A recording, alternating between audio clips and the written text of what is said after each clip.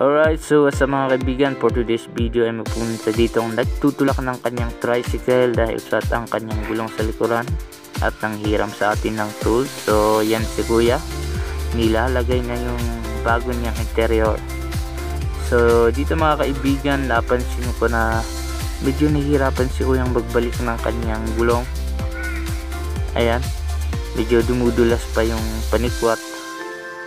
So naisipan ko mga kaibigan na tulungan, kaya kinuha ko at ako sana yung magbabalik sa kanyang gulong. Pero hindi ko napansin mga kaibigan, dito naipit yung interior niya dahil biyagyan pala niya ng konting hangin para di daw sana maipit. Pero hindi tayo sanay sa ganun, kaya yan, nabutas natin yung bagong bili niyang interior. So binaklas ko ulit mga kaibigan para palitan na lang ng bago.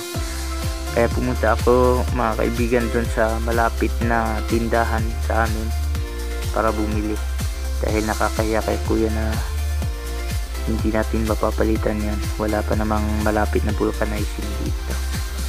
So yan, binalik ko na mga kaibigan. At ayun na nga mga kaibigan, tapos na at sasalpak lang nila kuya.